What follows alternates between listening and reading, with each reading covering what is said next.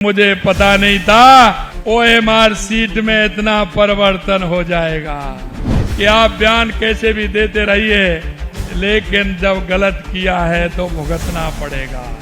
ये आपका भाई, आपका चाचा, आपका काका हर समय आपके साथ खड़ा है। अरे मेरे युवा भाइयों, विद्यार्थी साथियों, मैं आपसे इतना ही कहना चाहता हूं, आपके सपनों को रौंदने वाले को चाहे वो कितना भी बड़ा हो, किसी भी तरह से नहीं बख्शा जाएगा, कैसे भी नहीं बख्शा जाएगा। और आने वाली पीढ़ी को मैं विश्वास दिलाता हूं, आप मन से पढ़िए, आगे आइए, आपको किसी भी समस्या का समाधान नहीं करना होगा। आपकी मेहनत आपके साथ है और वो मेहनत निश्चित रूप से रंग लाएगी। मैं ये भी कहना चाहता हूं, क्योंकि मैं देख रहा हूं 2-3 दिन से हमारे विरोधी जिस तरह से, क्योंकि उन पर कुछ नहीं होता है, वो ये ना है, वो क्या करते हैं, वो सिर्फ ये कर रहे हैं कि ये तो हमारे समय में नहीं था, ये तो उनके समय में था। अरे भाई, ये तो समय गणित का समय, ये कहीं जाएगा क्या? आप बताइए, ये तो गणित का समय है, कब होगा कब नहीं होगा ये तो पूरा पता लग जाएगा। और मैं आपको भी कहना चाहता हूं, आप इतने जोर से कह रहे हैं, मैं भी जोर से ही कह रहा हूं आपको। अरे कितना भी बड़ा हो, अगर जिसने गलत किया है, चाहे अधिकारी हो, चाहे कोई नेता हो, चाहे कोई कैसा भी व्यक्ति हो, जिन्होंने मेरे युवाओं के साथ चोट की है, उसको किसी भी प्रकार से नहीं छोड़ा जाएगा, नहीं छोड़ा जाएगा।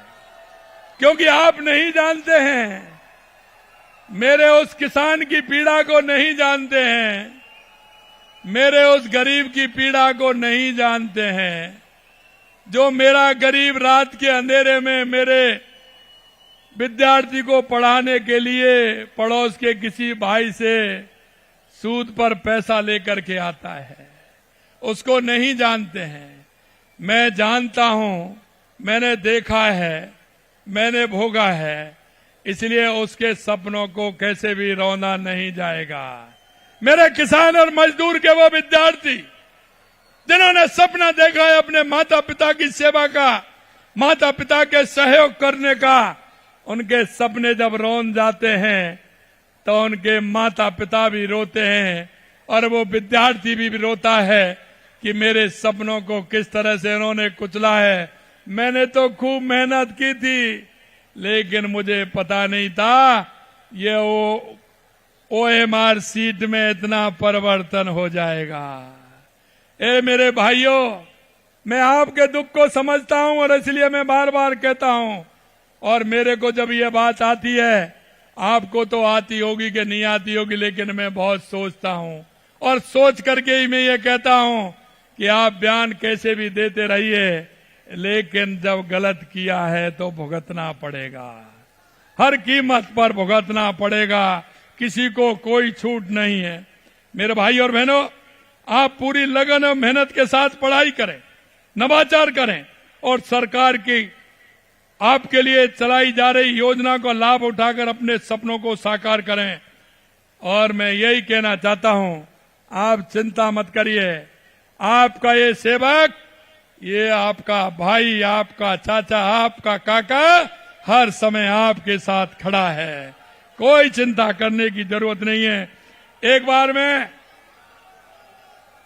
मैं पुनः आपको बसंत पंचमी की शुभकामनाएं देता हूं और मैं आपसे यही कहना चाहता हूं, आज हमारे नेताजी सुभाष चंद्र बोस की जयंती भी है।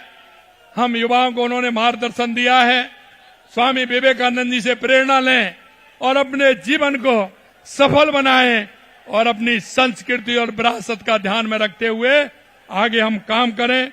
यही मुझे आप सभी से कहना है। मैं कामना करता हूं कि हमारे देश और प्रदेश के लोग मां सरस्वती की असीम कृपा हो और हमारा देश पुनः बुश गुरु की रूप में प्रतिष्ठित हो और हम दुनिया में हमारा भारत सर्वश्रेष्ठ बने और सर्वश्रेष्ठ बनते हुए दुनिया में हमारे भारत की पहचान हो और हमारे भारत के नागरिकों की पहचान हो।